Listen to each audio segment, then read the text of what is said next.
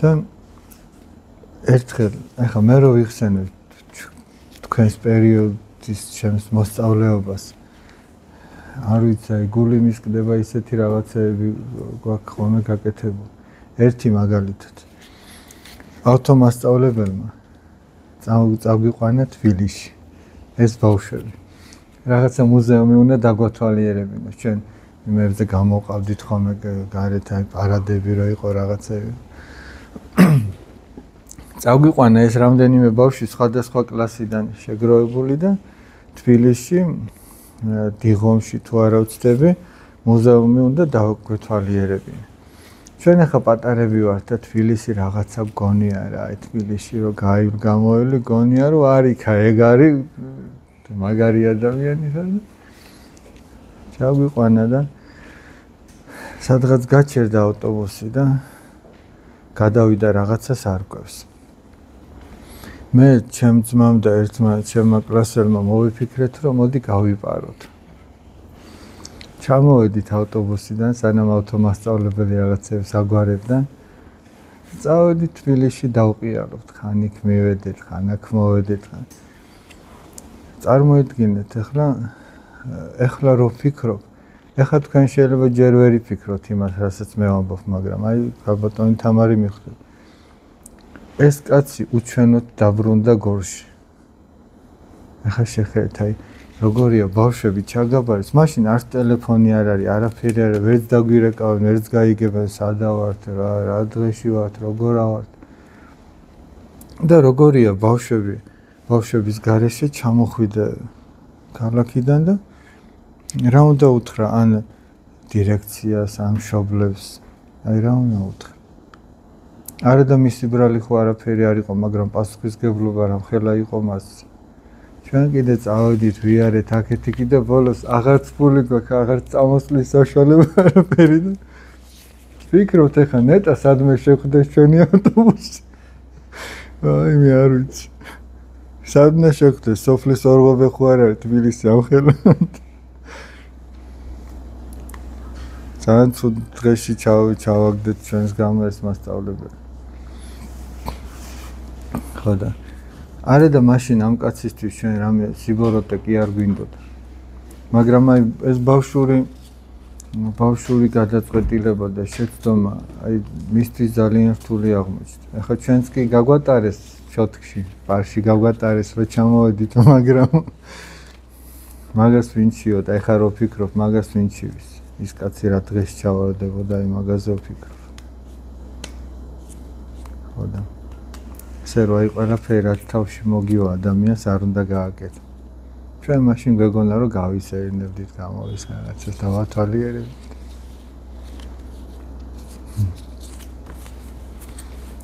მარიამი ხო რამ ხელა გაიზარდა მარიამი შენი ძმა რამდენისაა ახლა თათქო შენ 13 ეგეც მე-6 სკოლაში სწავლობს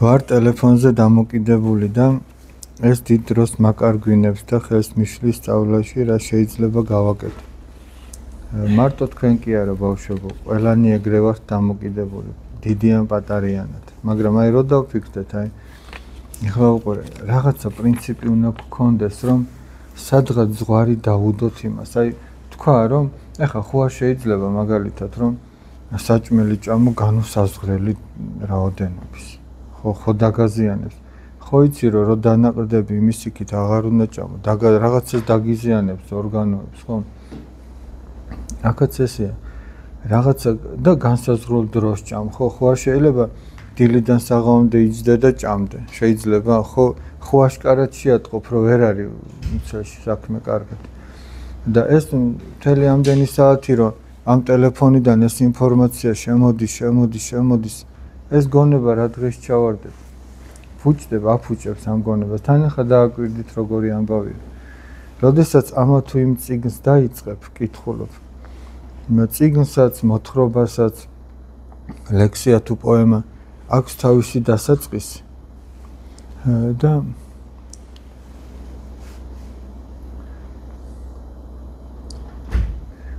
მოდი შემოდი დაჭი აქვს თავისი დასაწყისი, ხო აი რაღაც ნაწარმოები იწყება, მერე თავისი განვითარება აქვს, საინტერესოდ ვითარდება და აქვს თავისი კულმინაციური მომენტი, აი სადღაც ყველაზე უფრო ძაფრდება და ის გულზე მოქმედებს და აქვს თავისი დასასრული. და აი ამ ტელეფონს არ აქვს დასაწყისი და დასასრული. რატო ვამბობ, იცი? დავუშვათ 2 წუთიანი ვიდეო ნახე. მერე გადართავ და სხვა 2 წუთიანია სულ სხვა თემაზე. არ გრძელდება ის. მერე კიდე სულ სხვა, მერე კიდე სულ სხვა და აი ესე იტაცებს უბრალოდ ჩვენს გონებას და ძალიან ბევრ დროს გვაკარგინებს. და ეხლა წარმოედგინეთ, აი საშუალოდ მოდი ვთქვათ, ადამიანი, აი თქვენი ტოლი ადამიანი რამდენ დროს ხარჯავს დღიურად ტელეფონში რომ რაღაც საკეთებდეს. თქვენ როგორ ფიქრობთ? 2-3 საათი. და ყველა ასე ფიქრობთ 2-3 საათი, თუ მეტიც არის, ნაკლებიც არის. უფრო მეტი, ანუ ძირითადად უფრო მეტია, ხო? და მოდი ვთქვათ, აი რეალურად რას ვაკეთებთ ამ 2-3 საათში. აი მიზანი რა არის? როდესაც ჩვენ ტელეფონს ვიღებთ. აი უბრალოდ თუ გნებავთ თქვენი თავიდან გამომდინარე თუ გნებავთ სხვას რომ უყურებ, აი რისთვის იღებს დაუშვათ ტელეფონს, რომ 2-3 საათი რა უნდა აკეთოს. მიზანი რა აქვს, როდესაც შედის შიგნით. აი მაგალითად რომ ეცენიებდა რაღაცა შევალო დავისვენო ცოტა ხნით და და ტელეფონს რო იღებ, რას ფიქრობ, რამდენი ხანი უნდა დაისვენო? ხო, ანუ 10 წუთი ალბათ. აი გძელდება. ხო და ნახე როგორი რეალობის წინაშე ვართ. ჩვენ 10 წუთით შევდივართ და 2 საათის მერე გამოვდივართ. დაახლოებით. ანუ ფაქტიურად აი 2 საათი ჩვენ ტყუილად დავკარგეთ იმ დღეს. ესედა ჩვენ რო დავფიქრდეთ. აი მაგალითად თქვენ ხართ რამე 14-15 წლისები? 13 წლის. აი საშუალოდ ადამიანს თავისი დროის მესამედის ძინავს. თქვენ დაახლოებით 4 წელი და რაღაცა, კინაღამ 5 წლამდე ძილში გაქვთ გატარებული, მარტო თქვენ კი არა, ყველას. აი 60 წლის ადამიანს 20 წელი ძილში აქვს გატარებული. ღამე ხო ძინავს, სამათ რო გაყო მთელი დღე 24 საათი, დაახლოებით 8 საათი ხო ძინავს. ხო და 15 წლიდან 5 წელი ძილში გვაქვს გატარებული. ახლა კიდე 3 საათი რო ყოველდღიურად მიუმატო და შეკრიბო. იმ დღეს სხვათა შორის ჩვენ მქონდა ბავშვებთან შეხვედრა საგურამოში და იქ საუბრობდით ამ თემაზე და რომ გამოვითვალეთ ესე იგი აი დღეში რომ თუ არ ვსწრები 3 საათი გამოვითვალეთ თუ 2 საათი და აღმოჩნდა რომ მთელი წლის განმავლობაში 45 დღე-ღამე რომ შენ არაფერი არ აკეთო, მარტო ტელეფონი გეჭიროს. აი მთელი წლის განმავლობაში. ახლა მე რო გითხრას რომ თქვენ ნახევარი უნდა დაждდე და მეტი არაფერი არ აკეთო და მოდი მეორე მხრივ შევხედოთ. თქვენ ნახევარში რამდენი რამე შეიძლება რომ მოასწრო. აი წინ რო დარბაზს ხედავთ აშენებო სპორტული დარბაზი რო იყო. ეგ რო შეაჯამო დღეები, ალბათ თქვენ ნახევარია ყოველდღიურად აი ინტენსიური მუშაობა რომ მიმდინარეობდეს, ალბათ ეგეთ დარბაზს ააშენებდით. ხო ხდებით. არა და ტელეფონს გამორთავ და დარბაზი არ არის აშენებული. და რჩები აი შედეგის გარეშე. ეხლა აღარაფერს ვამბობ. დავუშვათ ვიღაც სპორტსმენია, ვიღაც რაღაც ხელოვანია თუ სხვა და შენ უნდა განვითარდეთ, ეგ ძალიან ბევრ დროს გაკარგვინებს. სხვა რო ვარჯიშობს, შენ მაშინ ტელეფონით თამაშობ. გარდა ამისა თვალებს იზიანებ, ფსიქიკას იზიანებ, სხვათა შორის ჩვენ ადრე პატარებთან ერთად გაკეთებული გქონდა რაღაცა სიუჟეტივით ტელეფონი და წიგნი. იქ იყო ნათქვამი რომ ბავშვები რომლებიც ხშირად არიან ტელეფონში, არა, ტელეფონი, კომპიუტერი, მერე უჭირთ კომუნიკაცია. ურთიერთობა ადამიანებთან, მშობლებთან, უფრო მეტად გაღიზიანებულები არიან და კიდე იცით რას დააკვირდეთ, რომ როდესაც ჩვენ ამა თუ იმ წიგნს ვკითხულობ, თითქოს ვივსებით ამით. მით უმეტეს აი ადამიანის წმინდანთა ცხოვრებას რო კითხულობს, აი საოცარია, ესე იგი აი როგორ მოქმედებს სულზე მალამოსავით, აი რომ გსიამონებს, რომ გული გაგითბება, რომ აი ფიქრობ რომ ყველა გიყვარს ესეთ მდგომარეობა გაქვს და კომპიუტერი და ტელეფონი კიდე პირიქით აი დაშრეტავს ყველანაირ ენერგიას, ესე იგი გამოაცლეს ყველანაირ ენერგიას და არ გიგძნიათ რომ აი გაგითიშიათ ტელეფონი და გამოფიტული ხარ. აი გამოხედი დამთავრდა ის 3 საათი თუ 4 საათი რამდენიც არის და თითქოს აი ლიმონივით გამოგწურეს, გამოგაცალეს ყველაფერი. არ გიგძნიათ ესეთ მდგომარეობა. ხო და რა ვიცი, აი უნდა რაღაცა ზღვარი დაუდოთ. აი სიტყვაზე თქვა რომ მოდი დღის განმავლობაში მხოლოდ ამდენ ხანს ავიღებ ხელში. აი ოღონ პრინციპული უნდა იყოს. მოდი ცოტაც იქ არის პრინციპი, არ უნდა დაუთმო. მაგის დათმობა არ შეიძლება. რაღაცა პრინციპი უნდა გქონდეს ადამიანს. ახლა ბუნებრივია რომ დღეს 21 საუკუნეში მაგ ტექნოლოგიის გარეშე შეიძლება ითქვას რომ ჭირს ადამიანი არ არის მაგის გარეშე. აი მე მინახია ოჯახები ძალიან გაჭირებული და მაგრამ ის კომპიუტერი მაინც გქონდათ. აი რაღაც თითქოს საჭმელს მოიკლებს ადამიანი და მაგას იყიდის. მაგრამ აი რაღაცა ზღვარი უნდა დაუდოთ. უნდა ვიფიქროთ რომ რა ექნება შედეგი. იმიტომ რომ მაგ შედეგებს ყველა შემთხვევაში ჩვენ ვიწვნებთ მე. და ახლა მე მაგალითად აი ძალიან ბევრს ვფიქრობ ხოლმე და ნანობ იმაზე რომ ჩემი სკოლის პერიოდი ვერ გამოვიყენე ისე პროდუქტიულად როგორც შეიძლებოდა რომ გამომეყენები. ახლა არ ვამბობ რომ ყველა საგანი მინდოდა რომ ესწავლა. ყველა საგანზე გული არ მწყდება. მაგრამ გული მწყდება ქართულ ლიტერატურაზე, ისტორიაზე მწყდება გული. რა ჩემი ქვეყნის ისტორია მე რო უკეთესად ვიცოდე ძალიან კარგი იქნა. შეუძლებელია ქართულმა საქართველოს ისტორია წაიკითხოს იმ მეფეების, იმ წმინდა ადამიანების ცხოვრება, მათი გასაჭირი, მათი ესე იგი რა გზა გასაყარზე იდგნენ, რა გადაწყვეტილებებს იღებდნენ, როგორ თავს წირავდნენ და არ შეგიყვარდეს. შეუძლებელია და შენ რო ამას კითხულობ, მე შენი ქვეყანა გიყვარდება. და ვცდილობ რომ შენც მიემსგავსო იმ დიდებულ წინაპრებს და პირიქით არ მიემსგავსო იმათ, ვინც საქართველოს უღალატა. იმიტომ რომ რა მოიგო მაგით, აი ყორღანაშვილი ხო გაიგონიათ, რა მოიგო მაგით? ვერაფერიც არ მოიგო. საქართველოს რო უღალატა, ფულზე რო გაყიდი, რა უნდა მოიგო? კრეს ხელი და გადააგდეს ხრამში.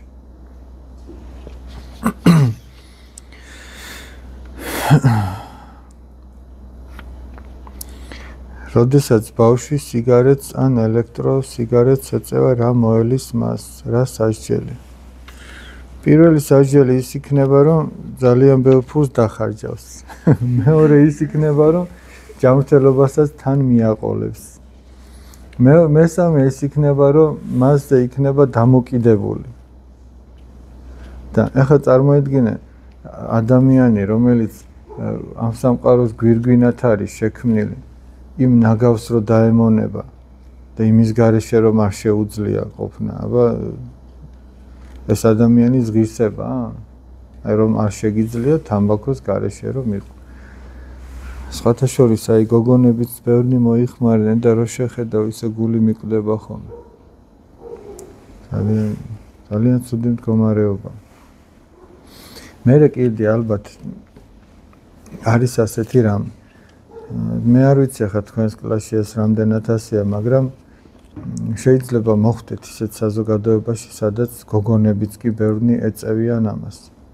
და შენ უხერხულად იგრძნო თავი, რომ შენ ამას არ აკეთებ. შეიძლება ეს მოხდეს უნივერსიტეტში. შეიძლება ეს სკოლაში მოხდეს.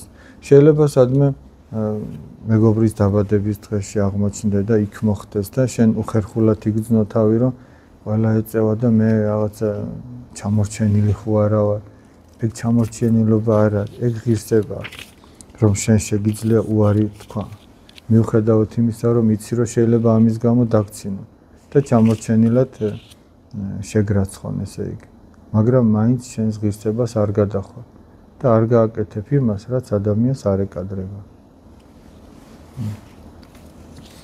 სასჯელს რაც შეეხება, თუ ადამიანი ნანობს ღვთის წინაშე, ყველა ცოდვა მიეტევება, მაგრამ ჩვენ რატო უნდა ჩავიდინოთ ცოდვა იმის იმედად, რომ ღმერთი მოწყალია და გვაპატიებს. ეგეც არასწორი იქნება. ახლა თუ რაღაცას ვერ ხვდები და აშავებ, კი ბატონო, მაშინ როცა მიხდები შეინანებ, მაგრამ ეხლა წინასწარ რო იცი რომ უნდა გააკეთო და მე ღმერთის იმედი გაქვს რომ გაპატიებს, ეგ არასწორი.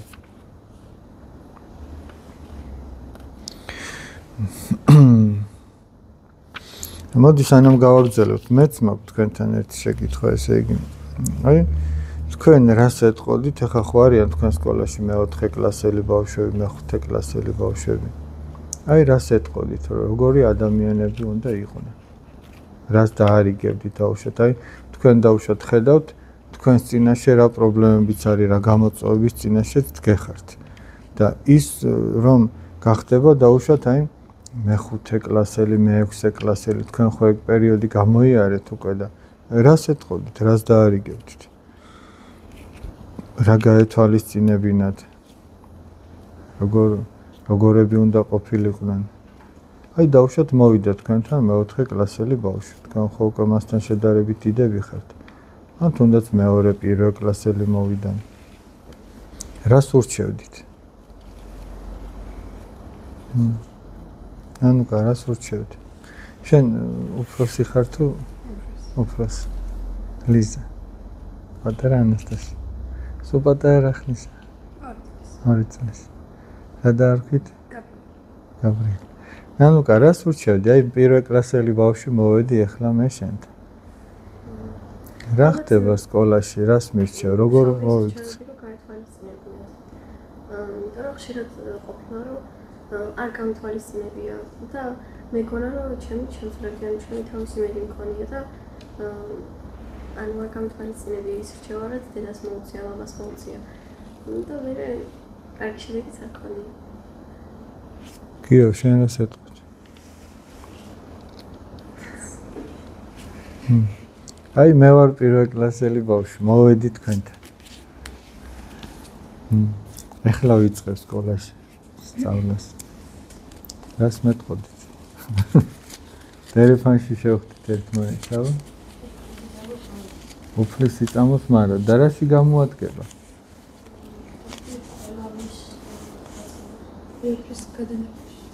ყველა დაწყებულ საქმეს, შენ რას ამოგიო? ანუ ყველა პრობლემის და სიძნელის გადალახვას. აი მაგალითად სკოლაში ახლა არის მანდატურები. ხო მართა? აი მანდატური რომ გიყურებს, მაშინაც ისე იქცევი, როცა არ გიყურებს, მაშინ რომ მოიქცეოდი? მაინც ეგრე იქ. არა. ხო, მაგრამ აი დაუშვათ, მოდი სხვაგვარად დავსვავ შეკითხვას. მაგალითად, ახლა თქვენ ხო თქვენი მშობლების მანქანაში მსხდარ ხართ და ერთად გივლიათ, ხო? და იქ სადღაც კამერებია დამონტაჟებული.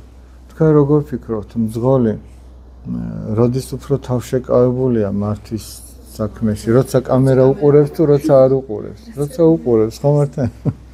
ხო და ახლა თქვენ როგორ ფიქრობთ, ღმერთს რამე კამერა ჭირდება? ჩვენ რო დაგვინახოს. აი წარმოიდგინე, ფსალმუში ესეთი რამე წერია, დავით მეფსალმუნამ ასეთი რამე დაწერა. რომელმაც შექმნა თვალიო, ნუ თუ ვერ ხედავს, ანუ ჩვენ თითოეულის თვალე ღმერთმა შექმნა და მას ახლა რამე კამერა ჭირდება, რომ ჩვენ დაგვინახოს? რომელმაც შექმნა ყური, ნუ თუ არ ესმისა. ხო და ადამიანს რომ ახსოვდეს, რომ ყველგან კამერა უყურებს.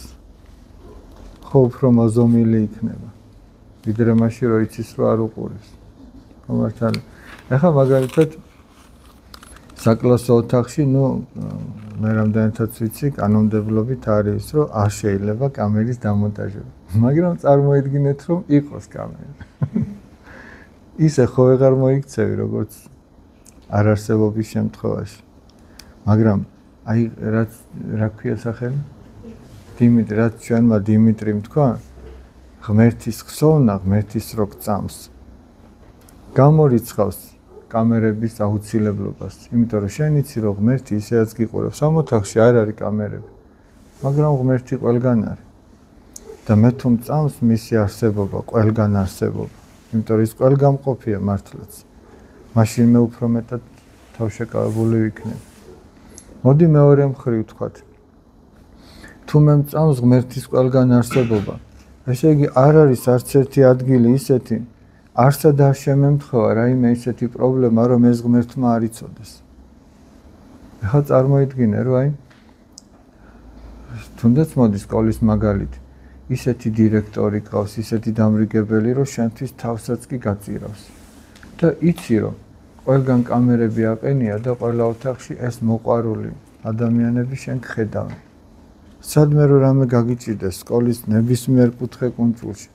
ხო იცი, რომ ვიღაც შენი შემწე აღმოჩნდება, იმიტომ რომ შენ გიყურებენ, გაკვირდებიან და ერთი წამით თვალს არ გაცილებენ. ხო იმედიანად ხარ. ეგრე არ იქნება?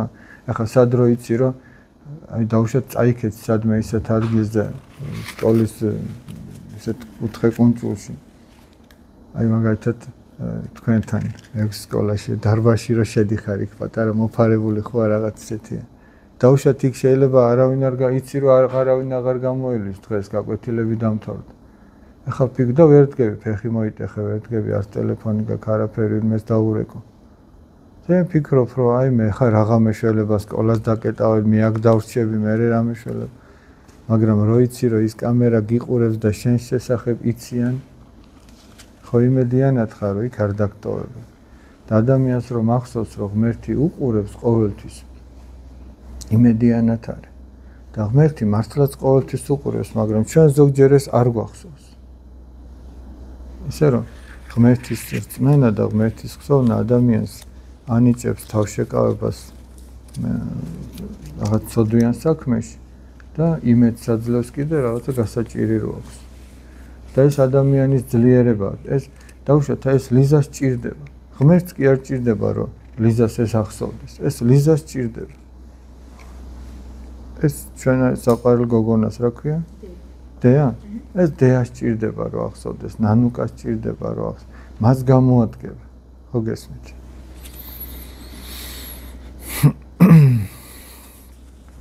როდესაც ბავშვი თავს არიდებს პასუხისგებლობას და არასრულებს დაკისრებულ მოვალეობას, ესეც ხომ ცოდვაა. რა თქმა უნდა, აბარა ჩვენ ყველას გვაქვს გარკვეული პასუხისგებლობა. პასუხისგებლობა ადამიანების წინაშე, პასუხისგებლობა ჩვენი დავუშვათ სკოლის წინაშე, ჩვენი სამშობლოს წინაშე, ჩვენი ოჯახის წინაშე პასუხისგებლობა. თუ რომელიმე სპორტზე დავდივარ ჩვენი თანაგუნდელების წინაშე, დავუშვათ მე თუ ხვალ თამაში მაქვს, მე დღეს აი ფეხბურთელი ვარ დავუშვათ, ხვალ თუ თამაში მაქვს, დღეს მე ვერ მიცემ შევცავს უფლებას რომ წავიდე და ან სიცივეში ვიარო და ის ან გავცივდე ან რაღაცა, არ მაქვს მაგის უფლება, მე პასუხისგებელი ვარ რომ ხვალ ჯანმრთელი ვჭირდები ჩემს გუნდს, ეგრე არ არის? და ღალატი არ იქნება რომ მე დავუშვათ აი ტელეფონს გადავყვა გვიან დავიძინო და უძილო წავიდე სტადიონზე უძილო მივიდე, ღალატი არ იქნება გუნდისა. ახლა სად ჯანზე რო ხარ და აი მთელი შემართები და სად კიდე რომ ერთი სული გაქვს იქ სადმე აუტის ხაზთან მიხვიდე და თავიდადო და ბალიში გელანდება. ხო და საქართველოში როგორ იყო? მე რაც გამიგონია, აი შემოსევები რო იყო ხომ, მით უმეტეს ლეკიანობა რო იყო ხოლმე. ლეკებმა ძალიან ბევრი ხალხი წაიყვანეს ჩვენგან და იქ თურმე ქართველ კაცს თავის ბაღში დაღლის უფლება არ ქონდა. აი ბოლომდე რომ აი ემუშავა და აი ხანცის გაწყვეტამდე რომ ემუშავა, მაგის უფლება არ ქონდა. რატო არ ქონდა? იმიტომ რომ უცბად რო ვიღაცა შემოსეულიყო, მას ძალა უნდა შერჩენო და მასთან საბრძოლველად. და ბოლომდე თავის ბაღში თუ ვენახში ჯანის დახარჯვის უფლება არ ქონდა, იმიტომ რომ ეს ჯანი უნდა შემოეტოვებინა, აი თუ მტერი შემოესიოს. და ეგ ღალატად ითვლებოდა თუ ბოლომდე დაიხარჯებოდა თავის საქმეზე. იმიტომ რომ საქვეყნო საქმე სჭირდებოდა. აი ხა ჩვენც ესე იგი, ჩვენ უნდა ვიფიქროთ რომ ესე იგი ჩვენი თავი, ჩვენ სამშობლოს სჭირდება. და მე თუ ესე იგი მთელი 3 და 4 საათი ჩემი გონება, ჩემი ფსიქიკა, ჩემი სული და გული, ესე იგი გამოვფიტე, ტყუილად ტელეფონის ჭერი და ეს ჩემს სამშობლოს ჭირდება. და მე ვეღარ ვადგები ჩემს სამშობლოს. აი რაში ჭირდება, იცით უნდა წაღა რას თქვი, შენი ისტორია რო უნდა შეისწავლო. შენი რწმენა უნდა შეისწავლო, შენი მამულის შესახებ უნდა იცოდე, შენი ლიტერატურა უნდა იცოდე, რომ მტერი რომ მოვა და რაღაცა შემოგედავება, შენ პირღიამ კი არ უნდა უყურო, რომ ოი თურმე ესე ყოფილა ეს ტერიტორიები ჩვენი კი არა ამათი ყოფილა. და არ იცი საიდან არის, როგორ არის, რატომ გეკუთვნის შენ დაუშვათ და ვერ აუხსნი, რომ ეს შენია. გესმით რაზე ალაპარაკი და ახლა რა გაგვახსენდება, რომ ტელეფონებში ტყუილა ვისხედით. არ ჯობია ის გაგახსენდეს, ეს დოკუმენტი ამას ამბობს, რომ ამიტომ არის ეს ჩვენი ტერიტორია. იქ ისტორიულად ესე მოხდა და იმიტომ არის ეს ჩვენი ტერიტორია. შენ შეგეძლება, რომ ყველას წინაშე დაუმტკიცო, რომ ეს შენია და არა სხვის. მაგრამ თუ ეს არა გაქვს წაკითხული, თუ ეს არა გაქვს გაგებული, უბრალოდ პირს დააღებ და ვერაფერს ვერ იტყვი. და ყველა მიხდება, დაიჯერებს, რომ თურმე ეს ამათი არ ყოფილა. და დაიკარგება. შერვაი ჩვენ გვაქვს პასუხისგებლობა. ჯერ გვაქვს პასუხისგებლობა და მე გვაქვს უფლებები. ჩვენ ახლა ძალიან ხშირად საუბრობთ უფლებებზე, მაგრამ უფლება არ არის მთავარი. მთავარი არის პასუხისგებლობა. მთავარია ჩვენი მოვალეობა. და უფლება იმისთვის არის საჭირო, რომ მოვალეობა შეასრულო. მე აქ დიდი ჩაქუჩი მაქვს გაკეთებული. ჩაქუჩი. გინახიათ ეგ ჩაქუჩი? ნიკო, გამოგიტანე ეს ჩაქუჩი. ეს ძალიან მნიშვნელოვანი ჩაქუჩი.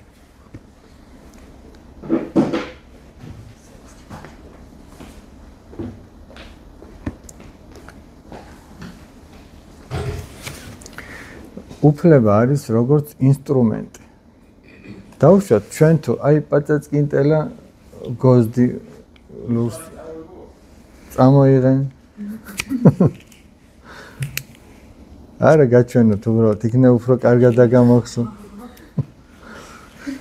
ეს საგანგებოდ იმისთვის შევქმენით, რომ ეს გვეთქვა, რასაც ახლა გეტყვით. აი აბა კარგად დააკვირდით. თან დაიჭირე ხელი მოკიდე, რომ უფრო კარგად დაგამახსოვრდე. ეხლა მაგალითად, თუ აი ამ ხელა პატარა ლურსმანი მოგცეს დასაჭედებლად. ამ ხელა ჩაქუჩს მოგცემე, ანუ არ მოგცემე. ეს არ გჭირდება, უფრო პატარა ჩაქუჩს მოგცემე. ანუ ეს ლურსმანი ჩვენი პასუხისგებლობაა, რომ ის დავაჭეროთ. შესაბამისად პატარა ჩაქუჩს მოგცემე.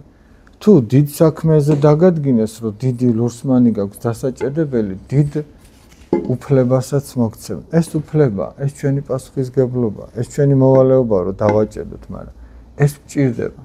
ამ ხელა ლურსმანს პატარა ჩაქუჩი ვერ დააჭედებს, ხო მართალია? შენ თუ დირექტორად დაგადგენენ, უფლებებს მოგიმატებენ. დიდ ჩაქუჩს მოგცემენ, მაგრამ იმის გამო კი არა, რომ ამითი ხალხს დაერიო. ეს უფლება იმიტომ არა გაქვს, რომ ხალხს დაერიო. ეს უფლება იმიტომ გაქვს, რომ აი ეს საქმე რაც დაგავალეს, შეასრულო. ანუ იზრუნო. იმ ხალხზე იზრუნო, ვიზედაც დაგადგინეს. სკოლის დირექტორი ხარ, სკოლაზე იზრუნო. სოფლის თავმჯდომარე ხარ, სოფელზე იზრუნო. შენი რაიონის უფროსი ხარ, შენს რაიონზე თუ რეგიონზე იზრუნო, სადაც დაგადგენენ, შენს ქვეყანაზე იზრუნო. შენს კლასზე იზრუნო. ნებისმიერ.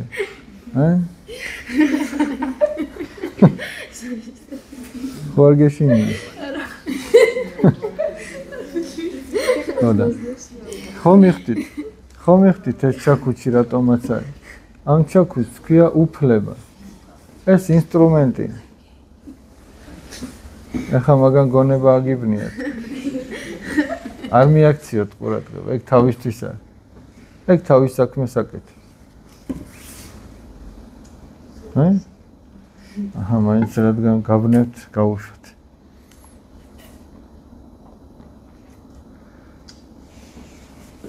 თავი ადამიანმა თავისი უფლებები სწორად გამოიყენოს. აი, ჩვენ რო ვამბობთ თანამდებობა. რა არის თანამდებობა? თანამდები ვინ არის? მამოჩვენო ხო ყველა მიცით. რა არის თანანადები ან თანამდები ვინ არის? აი რა არის? თანამდები არის მოვალე. თანანადები არის ვალე. თანამდებობა რა იქნება? მოვალეობა. აი მე დიდ თანამდებობაზე დამადგინეს და მიხარია რა მაგარია. ესე იგი დიდ მოვალეობაზე დამადგინეს. გესმით რა, აი ჩვენ ესე უნდა შევხედოთ. მე თუ დიდ თანამდებობაზე დამადგინეს, ესე იგი დიდ მოვალეობაზე დამადგინეს. და იმ მოვალეობის შესასრულებლად მე მჭირდება უფლება. მეკარე რომ დგას კარებში, იმას აქვს უფლება ხელით შეეხოს ბურთს, ხო მართალია? და იმიტომ ხო არა, რომ ის სხვაზე უკეთესი ბიჭია და მაგიტომ. არამედ კარის დაცვის, შრალად დაცვის საქმეში მას უფრო მეტი მოვალეობა აქვს. ამიტომაც მისცეს უფლება, რომ ხელი შეახოს ბურთს. ოღონ იმიტომ კი არა, რომ ეს სხვაზე უპირატეს ხდის მეკარეს, არა, უბრალოდ მას ეს მოვალეობა შეხვდა, მეტი არაფერი. ეს ამისთვის უნდა გამოიყენოს. დავითხოვოთ არა? თავის წერებიანად.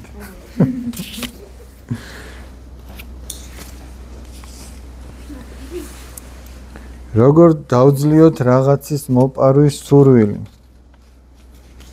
როგორ დავძლიოთ? მაგრამ სურვილი გვაქვს და ისე კაცმა სხვისი ნაშრომი უნდა დააფასოს. ჯერ ერთი რომ მიხვდეს იმას, რომ ეს მისი არ არის, მერე ის რომ სხვისი ნაშრომი როა, ის არ უნდა გააფუჭოს. სხვაზე უნდა იფიქროს. არ უჯერებ მშობლებს, როდესაც მაძალებენ სწავლას და მთხოვენ ზრდილობიანად მოქცევას.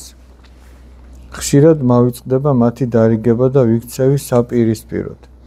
მოდი ვთქვათ, მშობელი რატო გეუბნება რომ ვისწავლოთ და რატო გეუბნება რომ ზრდილობიანი ვიყოთ. ჩვენთვის უკეთესი არ არის აი რო დავფიქრდეთ. ახლა მე რო უზრდელი და უსწავლელი ვიყო. წარმოიდგინეთ, აი აბა რა უნდა იყოს? კაცი უზრდელი და უსწავლელი. მით უმეტეს უზრდელი. საშინელება. წარმოიდგინე, აი უსწავლელ კაცს კიდე თუ მას თავაზიანობა აქვს და ზრდილობა აქვს, მაგრამ ორივე ერთად როა, თუ მაინც არჩევანის წინაშე ვართ, უზრდელს უსწავლელი ჯობია. მაგრამ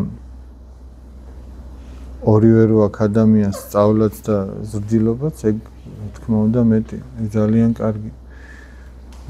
უსწავლელი ქვაზე დაჯდა, ქვას დაემატაო, ეგეთი გამოთქმა არსებობს. ქვაზე გინდა ქვა დებულა და გინდა უსწავლელი ჯდარა, თუ არაფერი არ იცის. ხო და ჩვენ მშობლებს უნდა დაუჯეროთ, იმიტომ რომ ისინი ჩვენ ცუდს არაფერს არ გვეუბნებიან. შეიძლება ჩვენ მე ხა როგორც მშობელი შეცდომები მაქვს ჩემს შვილთან ურთიერთობაში, მაგრამ მე ჩემი შვილისთვის ცუდი არასოდეს არ მინდა. გესმით, აი ჩვენ შეიძლება ხა მშობლებს გვეშლება რაღაც, მაგრამ მშობელს შვილისთვის ცუდი არ უნდა. ესე რომ აი უნდა გაითვალისწინოთ. სიზარმაცე რამდენად არის ცოდვა და დანაშაული? ნუ ახლა დანაშაულს რაც შეეხება, დანაშაული კი არ არის, სიზარმაცე არის, ესე იგი სულის ესეთი თვისება, რომ გაზარმაცებულია ადამიანი და მიჩვეულია ამას. უსაქმურობა აზარმაცებს ამას. ერთხელ არ გააკეთებ, ორჯერ, სამჯერ. ხო გახსოვთ ის რო იყო? რაღაცა მუშაობის ხასიათზე დავდექიო და წავალო, წაუძინებ, იქნებ გადამიაროსო. შედეგები რა მოაქვს სიზარმაცეს? არაფერი კარგი. შენ უნდა იშრომო, შექმნა რაღაცა, სხვასაც უნდა გაუნაწილო. ჩვენ ლექტორი ყავდა მამა მაქსიმე ჭანტურია და ნახეთ რას გეუბნებოდა ხოლმე.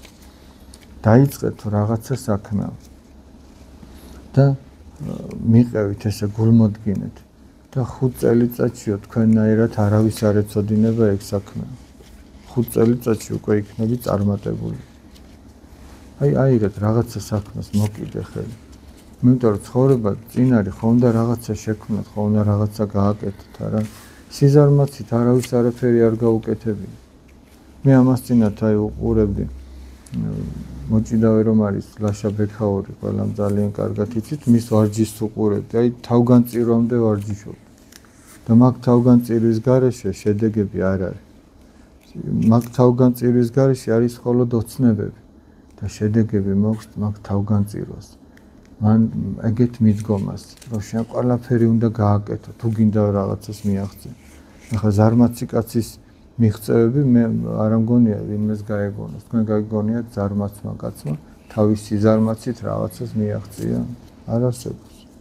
ისევ თქვენ თუ გინდათ რომ ამას მიაღწიო და ეს ყველას უნდა უნდოდეს. სიზარმაცე არ გამოდგება. სიზარმაცეს ჩვენ უნდა ვებრძოლოთ. სიზარმაცეს უნდა ვებრძოლოთ იმით, რომ ერთხელ დააძალო უნდა შენ თავს, გააკეთებინო რაღაც, მეორეჯერ დააძალო, მესამეჯერ და ნელა გაივლის ეს სიზარმაცე გადავა. ლოცვის დროს სხვა რამეზე ვფიქრობ და მხოლოდ დაზეპირებულ ტექსტს ვკითხულობ, რა უნდა გავაკეთო. ასე იგი ლოცულობთ. ყველა ლოცულობთ? აი დილას აღმოს ყველა ლოცულობთ. ყველანი ეზიარებით თუ არა, მოძღვარი ყავთ? არა, აი რამდენი ეზიარებით ხომ? ნახევარი? ნახევარი? იცი რა არის, ღმერთთან ჩვენ უნდა გქონდეს უშუალო ურთიერთობა. აი ხა როგორც მე თქვენ გელაპარაკებით. აი ხო რაღაცას გეკითხებით, რაღაცას დაუშვათ აი დილით რო ადგები, მშობელს ხო ეტყვი დილა მშვიდობისა, როგორ გეძინა, ხო მშვიდობიანი ღამე იყო, რაღაც ხო დაელაპარაკები. აი ესე რო ადგები ღმერთს უნდა უთხრა რომ მადლობა ღმერთო რომ მშვიდობიანი დღე გამითენა. და იმ დილის ლოცვებში ჩვენ თუ დავაკვირდებით, სწორედ ეს არის შინაარსი ეს არის რომ მადლობთ ღმერთს რომ მშვიდობით გაგვითენდა ჩვენ უღირსთ. მშვიდობით გაგვითენდა. და ვთხოვთ ღმერთს რომ იმ დღეს მოგვანიჭოს სიმტკიცე რომ ღმერთს უერთგულოთ. ღირსეულად გავატაროთ. მე ლოცულობთ ახლა კაცი მარტო თავის თავზე ხო არ უნდა ფიქრობდეს და მე ლოცულობს თავისი ოჯახის წევრებისთვის, იქ ვიღაც განსაცდელში მყოფი ეგულება, იქ ვიღაც გასაჭირში მყოფი ეგულება, იქ ვიღაც მგზავრობაში მყოფი, იქ ვიღაც გარდაცვლილია, იქ ვიღაცამ გვაწყენინა ჩვენ. მაგათვისაც ლოცულობს ქრისტიანი, მოძულეთა და მაჭირებელთა ჩვენთათვის. მაგათვის ლოცულობ რომ ღმერთო მოაბრუნე ამ ბოროტებიდან და სიკეთის გზაზე დააყენე. რაჯობია ხა წარმოიდგინე ვიღაცა გმტრობს შენ და გაწუხებს და ის რო შეიცვალოს და შენს მიმართ რო სიყვარულით სავსე იყოს, რაჯობია მაგას. ხო და მაგისთვის ლოცულობს და საღამოთი კიდე სანამ დაიძინებ, ხო ეტყვი დედას და მამას ან დედმამიშვილს რომ ალბათ ტკბილი ძილი და კეთილი ანგელოზები, კარგი ღამე გქონდეს მშვიდობიანი, ხო ეუბნები და აი ესე უნდა მიხვიდე ხატებთან და ღმერთს ესეც უნდა სთხოვო. აი ესეთი უშუალო ურთიერთობა. დაუშვათ რაღაცის გაკეთება გინდა და ვერ იგებ. ხო ეუბნები დედა, მამა, ალბათ შენ როგორ ფიქრობ, ეს როგორ არის, იქნებ მომეხმარო. დაუშვათ საქმეს იწყებ, უთხარო, უფალო, შენ მაკურთხე, გამაკეთებინი, შემაძლებინი და დაგეხმარება. საჭმლის ჭამას იწყებ. იქაც ილოცო და ასე მიუჯდეს უფრას, გესმით და აი ესე ყოველდღიური ურთიერთობით ადამიანი ლოცვასაც სწავლობს და ღმერთთან სწორ ურთიერთობასაც, იმიტომ რომ ლოცვა ხო ღმერთთან საუბარი. ჩვენ უნდა გვახსოვდეს, რომ ჩვენ ღმერთი გვისმენს, ის ცოცხალია და ჩვენ გვისმენს.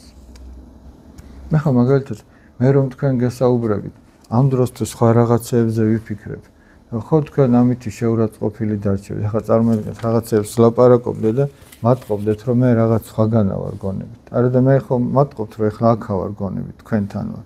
ხო და ან დაუშვათ მოვიდეთ თქვენთან და აი რაც უნდა მეთქვა ესე შვიდად და დინჯად, უცბად მომეყარა თქვენთვის, აი ჩამერაკრაკებინო და გავარდნილიყავ. ეგ ხო მიხდებოდით რაღაც უგულოდ გავაკეთე ეს ყველაფერი. აი ეგრე არ უნდა იჩქარო. ჯობია იჩქარო ის რომ სწრაფათია რომ სკოლაში რო წახვიდე, მაგრამ ნელა ილოცა. შვიდად ილოცა. ვიდრე სწრაფად მიაყარო ლოცვა და მე ნელა სეირნობით მიხვიდე სკოლაში. არც ის არ იქნება სწორი რომ გაკვეთილის დაგვიანების ხარჯზე რო ილოცა. ეგეც არ არის სწორი. ეგეც ჩვენი პასუხისმგებლობაა რომ დროულად მივიდეთ. არც ის არ არის სწორი რომ დედამ მაშინ ილოცოს ბავშვს რო შია, ბავშვი რო გამოსაცვლელია, რო ტირის რაღაცა გაიღვიძა, დედა ეუბნება მოიცადე შვილო ცოტა ხანი მოიცადე და მე არც ეგ არ არის სწორი. ყველა უნდა ილოცოს თავისი პირადი დროის ხარჯზე და არა სხვისი. რა არის ჩვენი პირადი დრო? რომელიც მონებსაც კი ჰქონდათ, იმას ხელს არავინ არ ახლებდა, ეს არის ჩვენი ძილის დრო. აი ეს არის ყველაზე სწორი რომ გამოიყენო სალოცავად. არც ის რომ სამსახურში დააგვიანო, არც ის რომ სკოლაში დააგვიანო, არც ის რომ დაუშვათ სიტყვაზე მეუღლე მოვიდა სახლში და საჭმელი არ გაქვს გაკეთებული და რატო და ლოცულობდი არ მეცალა. ეგიც არ არის სწორი. ეგ გაიზრდებით, დაოჯახდებით და რაღაცა ყველაზე სწორი არის ჩვენი პირადი დროის ხარჯზე ლოცვა. და ესე უშუალო ურთიერთობა. რამდენად დიდი ცოდვაა ბილდსიტყვაობა და როგორ გადააჩვეო? ბილდსიტყვაობა შეიძლება ითქვას, რომ სულიწმინდის მადლს განდევნის ადამიანისგან. ახლა ადამიანი რჩება ღვთის მადლის გარეშე, სულიწმინდის მადლის გარეშე. ეს ძალიან საშინელი რამეა. იმიტომ რომ ნახეთ, როდესაც ადამიანი ამა თუ იმ სიტყვას ამბობს, ესე იგი მისი გული იმითი არის სავსე. შოთა რუსთაველიდან გაგახსენებ, კოკასაში ნარადსაც დგას, იგივე წარმოდინდების, ეგრე არ არის. რაც დგას, ის გადმოიღრება. ჩვენ როდესაც ბრაზობთ, გულიდან რაც ამოდის, ეგ არის ჩვენი მაგითია ჩვენი გულის სავსე. ახლა დავუშვათ, შენ არ იცი ქვაბში რა არის და დუღს და გადმოდის. რაც გადმოვა, ხომ იხდები, რა თქმა უნდა, ქვაბი ამითია სავსე. და დუღილის დროს გადმოვიდა. და გულიდანაც რა ზოგჯერ გულიდან კი გაბრაზებული ადამიანი, მაგრამ მაინც არ გადმოდის ცუდი სიტყვა. და ესე იგი არ არის ამ ადამიანის გულში ეს სიტყვა. მაგრამ ზოგჯერ ადამიანის პირიდან ძალიან ბიჭი სიტყვები ამოდის და ესე იგი მისი გული ამითია სავსე. ეხლა ამას ხვების განსაკითხად კი არ ვამბობ, აი ჩვენს მეტყველებას დავაკვირდეთ, რა დროს რას ვამბობთ და მივხვდებით ჩვენი გული როგორია. ზოგ შემთხვევაში მივხვდებით, რომ ძალიან დაბინძურებულია, იმას გაწმენდა ჭირდება. ანუ ახსარება ჭირდება, სინანული ჭირდება. ზოგ შემთხვევაში მივხვდებით, რომ არ არის ისე დაბინძურებული, მაგრამ რაღაც მაინც არ მოგეწონა სიტყვაზე. და ყველაფერს შეიძლება ეშველოს სინანულის მეშვეობით.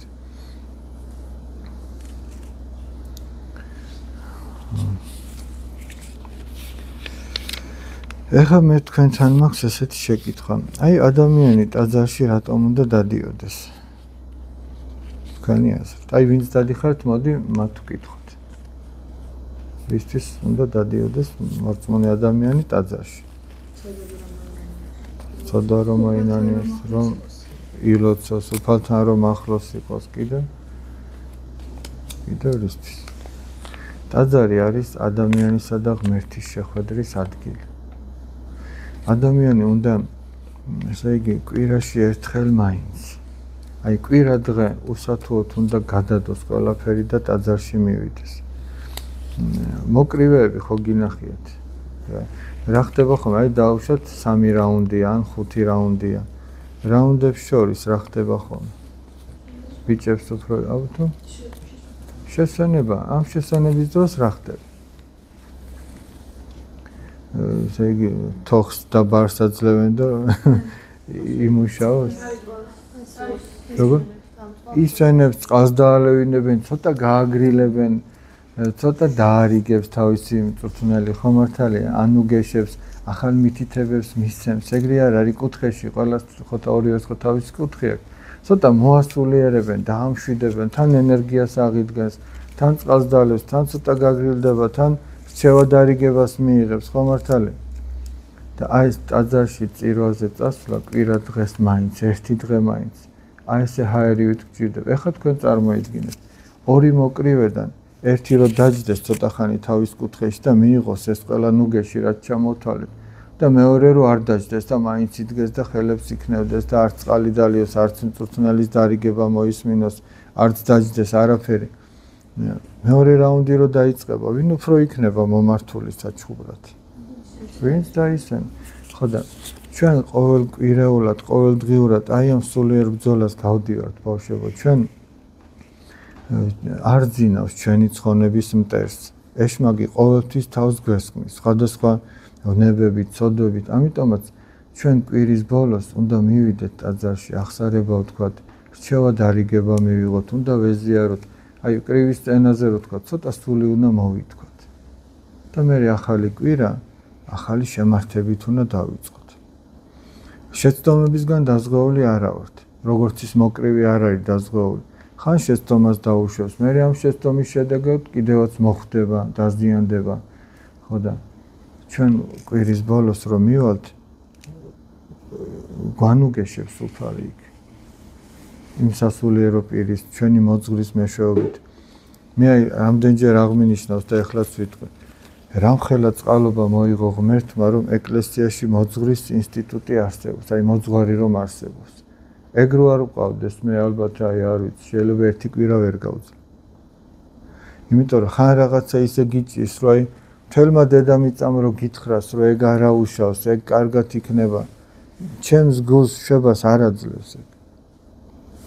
საკმარისია მოძღვარმა მითხრას, რომ არა უშავს, ან რაღაც შევამოვცეს, ან რაღაც ჩემი გული ისვენებს. აი მე რაც განმიცდე ახლა იმას გიყვებით, არსაც წაკითხულს და მოსმენს, მე პირადად. ზოგჯერ ყოფილა რომ ყველას უთქვამს, რომ ეგ არ ვარგა, ეგ ცუდად გააკეთე, ეგ რაღაცა ესე, ვიღაცა დაგცინებს. მაგრამ მოძღვარი რომ გეტყვის, რომ ეგ კარგი იყო პირიქით, კარგი იყო. ეს ვაღარ მაინტერესებს ხების აზრები ხოლმე და ჩემი გული ხარობს ამით. ან შეიძლება ზოგჯერ მითხრან, რომ ეგ კარგი იყო, ასეთი იყო, ისეთი იყო. მაგრამ მივიდე მოძღვართან და მითხრას, რომ ეგ არ ვარგოთ. გესმით? ჩემი სიტყვა, მისი სიტყვა ჩემთვის უფრო მნიშვნელოვანია, ვიდრე მთელმა დედამიწამ ერთად რომ ითხრა. რატო? იმიტომ რომ ადამიანს როდესაც მოძღვარი ყავს და მას ენდობა, მას უფალთან აქვს ურთიერთობა. იქ ღვთისმადლი მოქმედებს, იმ ახსარებაში ღვთისმადლი მოქმედებს. ნახეთ მეორე ნეტარება როგორ არის. აი მაცხოვარი რომ მთაზე უქადაგებდა ხალხს, მათეს სახარების მე-5, მე-6, მე-7 თავებია მთაზე ქადაგება ასე ქვიათ. შეგიძლიათ წაიკითხოთ ძალიან ისეთი რჩევადარიგებებია. პირველი ამითი დაიწყო 9 ნეტარებით. და მეორე ნეტარება ნახე რას ამბობს, ნეტარიყვნენ გლოვარენი გულითა, რამე თუ იგინი ნუგეშინის წემული იქმნენ. ანუ ბედნიერია, ნეტარება რა არის, აი ბედნიერების მწვერვალი. ბედნიერია, ვინც გულით ნანობს. რადგან ის ნუგეშინის წემული იქნება, ანუ ღმერთი მას ანუგეშებს. ესე იგი, და წმინდა მამები რას ამბობენ, იცით, როდესაც ადამიანი ნანობს თავის ცოდვას, მას ამ ტკივილთან ერთად, სინანულთან ერთად ღვთისგან აი ეს სითბო და სიყვარული, სიხარული ჩაეღრება. გესმით, აი შენ გიხარია ამ დროს. გიხარია. და ამ სიხარულს ადამიანს ვერაფერი ვერ მიანიჭებს. აი ხო არის რომ გული დამძიმებული გაქვს და მეგობარს მოუყვები რაღაცას და მაინც ხო ცოტა ამოისუნთქებ რა რაღაცა რომ ვიღაცა რომ თანაზე არია. ეგ იმასთან შედარებით არაფერი არ არის. მოძღვრის პირით რომ უფალი გეტყვის რაღაცას. თუნდაც გამხილოს. თუნდაც გითხრას რომ ეგ ცოდვა იყო და არ უნდა გაეკეთებინა. მაინც შენი გული ნუგეს გძნობს, როდესაც შენ სინანულით მიდიხარ. ამიტომაც ვამბობ რა ყოველი კვირის ბოლოს ადამიანი ამ ნუგეს საკუთარ თავს არ უნდა აკლებდეს. იცი რატო იტანჯებიან ადამიანები? იმიტომ რომ არ ნანობენ თავის ცოდვებს, არ მიმართავენ მოძღვარს, არ გადაუშლიან გულს. ზოგჯერ ასეთი რამეც ხდება. ჩვენ რაღაცა ცოდვა გვაქვს და აი ჭირივით გვეზარება რომ ის თქვათ. აი ვერ ვამბობთ, გცხვენია. და წმინდა მამები ასეთ რამეს ადარებენ, რომ აი წარმოიდგინე რომ უბეში რომ მორიელი გიჯდეს ახლა. პატარა ობობა დაინახეთ და არ იქაო და უბეში რომ მორიელი გიჯდეს ახლა და ხო გაწვალებს აბა როგორ მოისვენებ ისო. მაგრამ ეს არის უთქმელი ცოდვა. მაგრამ ცოდვას რომ მიტყვი, აი თითქოს ეს მორიელი მოიგლიჯე და გადააგდე და რამხელა შვებას განიცდი, აბა წარმოიდგინე. იმიტომაც წმინდა პაისი ათონელი ასეთ რამეს ამბობს. ახსარებამდე და ახსარების შემდეგ გადაიღეთ ფოტო. და თქვენ თვალნათლი ვნახავთ განსხვავებას. სხვათა შორის ამ ბოლოს იყო რაღაცა შემეშალა, შეცდომა მომივიდა და ძალიან დარდობდი. და აი ესე ვიყავი რომ როიტყვია რომ დანაკლისს არ უხსნის. ხო და მე მივედი მოძღვარს ვესაუბრე და იქიდან რომ წამოვედი, არ ვიცი, ისეთი გახარებული ვიყავ. ის გამახსენდა სწორედ რომ მე რომ მართლაც გადამეყო ფოტო ახსარებამდე და ახსარების შემდეგ, აი როგორც ცადა დედამიწა ეგეთი განსხვავება იქნებოდა. ამიტომაც ეცადეთ რომ ეს ნუგეში არ მოაკლოთ თქვენ თავებს. ყოველ შემთხვევაში თუ მაინც გავიდა დრო და ვერ მოახერხეთ ის რაზეც ახლა ჩვენ საუბრობთ, იცოდეთ მაინც რომ ეს ნუგეშია და ყველა შეუძლია რომ ეს ნუგეში მიიღოს. ხვალ იქნება თუ ზეგ იქნება, როცა გაგიჭირდებათ ყოველ შემთხვევაში, ზოგჯერ ადამიანი გაჭირებას მიყავს, სულიერ გაჭირებას, რაღაცა დაგიმძიმდება და მაგას მიყევ. იშვიათად სიხარულსაც, მაგრამ უფრო ამას. შეიძლება თუ არა ერთი და იგივე ცოდვის ბევრჯერ ჩაბარება. თუ დავუშვათ ერთხელ ნათქვამი გაქვთ ახსარებაში, აღარ არის საჭირო მეორეჯერო თქვა. ის ცოდვა რაც უკვე ჩაიდინა. მაგრამ თუ ის ცოდვა დღესაც გამეორდა, მაშინ ის უნდა თქვა. ეხლა მაგალითად აი მე თუ მახველებდა და ექიმთან მივედი და ექიმა გამომიწერა წამალი და დავუშვათ მოვჭი მე. აღარ მახველებს. ეხლა დავუშვათ ფეხი თუ მოვიტეხე, ხო არ მივალ ექიმთან და ხო არ ვეტყვი რომ მე აი ფეხი მოვიტეხე, მაგრამ ცოტა ხნის წინ მახველებდა. ხო არ ვეტყვი. მე იმას ვეტყვი რაც ახლა მაწუხებს, მაგრამ თუ ფეხის მოტეხვასთან ერთად მახველებს კიდეც, მაშინ ორივეს ვეტყვი. ხო ხდებით? ანუ თუ ის ცოდვა კიდე აი ვიღაც გიოს ვაწყენინე დავუშვათ. გიოსაც შენდობა ვთხოვ, იმიტომ ამასაც შენდობა უნდა ვთხოვ, მარტო გავიქცე მოძღვართან და იმას უთხრა, ეგეც არ არის სწორი. გიო თუ განერვიულებული დავტოვე. რა არის მარტო მოძღვართან რომ მივიდე და აღსარება თქო, ჯერ გიოს გულიც უნდა დამშვიდეს და დავუშვათ გიოსაც შენდობა ვთხოვ, მოძღვართანაც მივედი. და წამოვედი იქიდან, მე ვტკიცეთ მაგ გადაწყვეტილი რომ აღარავის აღარ ვაწყენი. მაგრამ ახლა ჩავარდი ისევ ცოდვაში და აი ჩემი ლიზა ვაწყენი. ახლა ხო უნდა მივიდე და ისევ ხო უნდა ვთქვა რომ ესეთი რამე მომივიდა კიდე. და რაც უფრო ხშირად ამბობ, ზოგჯერ არის რომ ადამიანს რომელიღაცა ცოდვა შეეჩვევა. აი ხშირად ვარდება იმ ცოდვაში. და ცხენია რომ ერთი და იგივე ცოდვა კიდე ამ ცოდვას ხო არ ვეტყვი. გესმით, აი კიდე ამას სირცხვილი არ არის, არ იტყვის, სულ ამ ცოდვაში ვარდება. არ არის სირცხვილი. ამასაც ეშმაკის თააგონებს ადამიანს, რომ არ თქვას ეგ. პირიქით, რაც უფრო ხშირად გაწუხებს, უფრო ხშირად უნდა თქვა აღსარება და ადამიანი განიკურნება.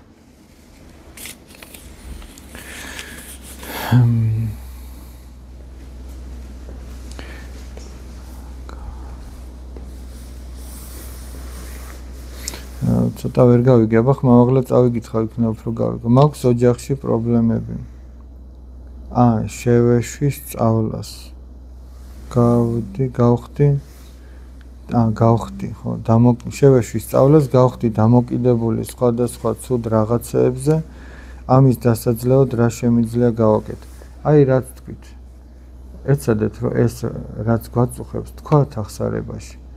აღსარება კურნავს ადამიანს. ეს რეალურად ესე, იმიტომ რომ აქ მარტო მოძღვრის რჩევა დარიგება კი არ არის ბავშვებო. ამ აღსარებაში სულიწმინდის მადლი მოქმედებს. აი 7-ვე საიდუმლოში, ეკლესიაში არის 7 საიდუმლო.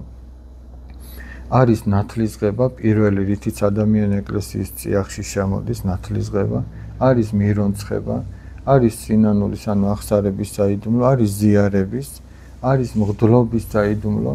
არის ზეთის კურთხევის, აი 7 ზეთის ცხებას რო ეძახი და არის ქორწინების საიდუმლო. ახლა საიდუმლო რატო ქვია? განა იმიტომ რომ ვიღაცისგან გასაიდუმლოებულია, მაგიტო კი არა. უბრალოდ აღესრულება ისეთი რაღაცა, რასაც ჩვენი თვალი ვერ ხედავს, მაგრამ რეალურად ეგრე. ჩვენი თვალი, ჩვენ როდესაც ვეზიარებით, კვლავ პურსა და ღვინოს ხედავს, მაგრამ სინამდვილეში ის არის ქრისტეს სისხლი და ხორცი. როდესაც ადამიანი დაოჯახდება, ორი ადამიანი ერთი მთლიანობა ხდება. ერთი ორგანიზმი, ერთი ხდება, მაგრამ ჩვენ ისევ ორს ხედავთ. მე ხა შედარება ხუმრობით ვამბობ ხოლმე. ხო არის დავუშვათ ვაშლი და ატამი. ეხლა ხო გამოიგონოს, აი ვაშლატამა. მაგრამ მე არ არის კიდე ის შედარება, რაც ქორწინებას უკავშირდება. ხოდა რატო ვამბობ, რომ აღსარებაში მოქმედებს ღვთის მადლი, რომელიც ადამიანს კურნავს. ღვდლად რომ იკურთხება ადამიანი, ხო არ დაგღალეთ ძალიან. თუ ცოტათ, თუ უფრო ძალიან. ღვდლად რომ იკურთხება ადამიანი, ესე იგი მუდმივი ასეთ ლოცვას უკითხავს, რომ მიენიჭოს სამღვდელო კანდიდატს, მიენიჭოს მადლის სულისა წმინდისა, სამღვდელო მადლი. რომელიც არის უძლურთა მკურნალი და ნაკრულევანთა აღმავსებელი. ესე იგი, თუ რაღაცა უძლურება აქვს ადამიანს, აი აღსარებაზე მიდის, იმ მადლს, სამღვდელო მადლს შეუძლია, რომ მისი უძლურება განკურნოს, მისი ნაკრულევანება აღმოავსოს. იმიტომაც ჩვენ თუ სადმე რამე გვიჭირს და ვერ უძლევთ რაღაცას, აღსარება არის ყველაზე კარგი საშუალება.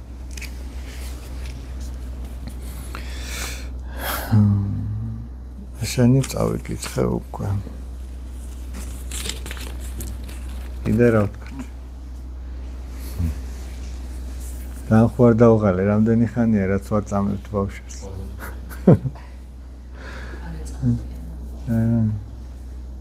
ძალიან მიხარია თქვენი მოსვლა. სხვათა შორის აი დაახლოებით 2 წლის წინ მე ვფიქრობდი ჩვენს აი ახალგაზრდებს ეუბნეოდი რომ სურვილი მაქვს მეთქი ასეთი რაღაცის რომ აქ ახლა ბავშვები კი მოდიოდნენ საკვირაო სკოლაში მაგრამ მქონდა სურვილი რომ სხვადასხვა კლასები მოსულიყვნენ უნივერსიტეტიდან ახალგაზრდები და მათთან უბრალოდ მესაუბრა აი დღევანდელ პრობლემებზე დავუშვათ თქვენ როგორ ფიქრობთ რას ფიქრობთ განა იმიტომ კი არ მოდით მეთქი რომ მე რაღაცა უნდა გასწავლოთ შეიძლება ბევრი რამე მე მათგან ვისწავლო შეიძლება მე თქვენგან ვისწავლო და აი თამარი დამეთანხმება და ალბათ ყველა მასწავლებელი რომ ჩვენ ბავშვებისგან ბევრ რამეს ვსწავლოთ ხო და რაღაცნაირად ღმერთმა ისე დაალაგა რომ მართლაც ეს ბავშვები რა ვიცი ჯერჯერობით მოდიან და აი თქვენც ესე მოხვედით მე ძალიან მიხარი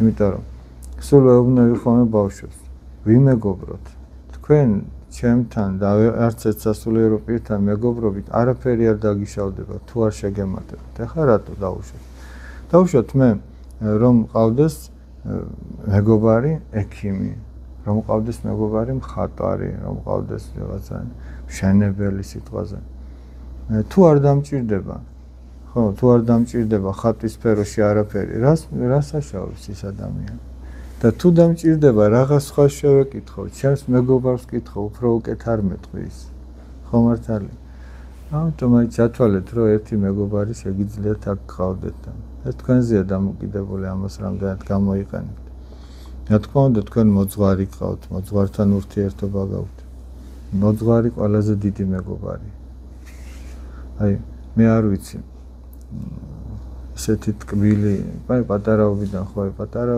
არ ვიყავი მაინც და მაინც მე-11 კლასში ვიყავი პირველად რომ ვეზიარე ჩვენ მაშინ ესე პატარაობაში არავინ არ გვეუბნეოდა მაინც და მაინც რწმენის საკითხებს სამწუხაროდ ეხლა უფრო მადლობა ღმერთს არის ტელევიზიითაც ნახავ სასულიერო პირის ინტერნეტშიც ნახავ და ჩვენ დროს ეგ არ იყო ხო და ჩემო მეგობარმა მიმიყვანა და იმის მერე ეკლესიურად ცხოვრობდა ხელა ნუგეში იყო ხოლმე ჩემთვის მოძღვართან ურთიერთობა აი ბევრ რაღაცაზე საუბრობდით ხოლმე ბევრ შევადარიგებას ვიღებდი მე ძალიან მადგებოდა ეს ცხოვრებაში ესეთი ტკბილი და თბილი იყო ეს ურთიერთობა ეხლა სხვათა შორის უბრალოდ ეხლა ისე ხშირად აღარ მიწევს ურთიერთობა მე სხვა ტაძარში მსახურობ და როცა ვახერხებ მივდივარ მაგრამ აი მაშინ როდესაც სულ მასთან ერთად ვიყავე სტიქაროსნობაც ამიტომ მინდოდა სხვათა შორის პირველად რომ სტიქაროსანი გავხდი მამა გედევნი თან მაშინ აქ სასულიერო პირები ბევრი არ იყო ხოლმე სულ რამდენიმე სასულიერო პირი იყო და დღესაც ეგრეა რომ ერთ სასულიერო პირს რამდენიმე სოფელში უწევს მსახურება და მაშინ მით უმეტეს აი მამა გედევნი სადაღარ დადიოდა და ფაქტიურად იმის დაჭერა იყო ხოლმე რომ დაგეჭირა და დალაპარაკებოდი იყო ხოლმე ბედნიერება და იშვიათობა ხო და მე ვფიქრობდი რომ თუ სტიქაროსანი ვიქნებოდი მასთან ერთად ვიქნებოდი და უფრო მეტ რამეზე შემეძლებოდა დალაპარაკება სულ რაღაც მაინტერესებდა სულ რაღაც ჰქონდა ხოლმე მაგრამ ღმერთმა წინება რომ ესე მოხდა სოფლებში ერთად დავდიოდით ხოლმე და როგორ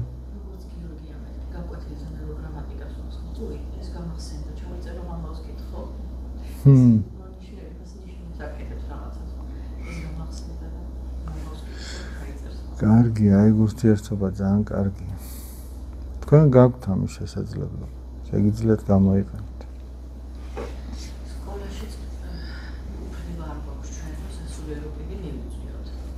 ხომ არა ვინ გართმევთ მაგოფლებას არავინ მე მგონი ის კი არა თამარ აი მე როცა ეს პრობლემები იყო ჩვენ სოფელში იქ მოკლედ დირექტორი ძალიან კატეგორიულად თავიდან მივდიოდი ბავშვებთან მე რაღაცის და მე მითხრეს რომ მენახა კანონი ზოგადი განათლების შესახებ თუ არა ვწდები ამ კანონში მე-18 პუნქტი არის მე ხა აღარ მახსოვს მაშინ ზედ მიწევნით ვიცოდი ხოლმე არის ერთი ასეთი კანონში ასეთი მუხლი რომელიც ბავშვების თვითმმართველობას უკავშირდება და იქ წერია რომ თვითმმართველობის 2/3-ს შეუძლია გააკეთოს სხვადასხვა კლუბები მათ შორის რელიგიური რელიგიური რიტუალი ჩაატაროს, მოიწვიოს, საუბარიც შედგეს. ხო და მე რომ ეს დირექტორს ვუთხარი, დირექტორმა თქვა, რომ სად წერიაო, რომ ეგ სკოლის ტერიტორიაზე უნდა მოხდესო და მე ვფიქრობ, განათლებული დირექტორი მაგას არ იტყოდა. ზოგადი განათლება სკოლას ეხება და მე თუ ხო და მე თუ ახლა ორღობაში ჩამოვაყალიბებ, შევკრივავ ბავშვებს, აი სკოლის დირექტორს ვინ კითხავს? ან ზოგადი განათლების შესახებ კანონი რა შუაშია, სად მეხება მე? თუ ორღობაში სოფლის ბავშვებს შევკრივავ, რახან ესენი სკოლის მოსწავლეები არიან, სკოლას უნდა ვკითხო? მე დავარეკინე დირექტორს.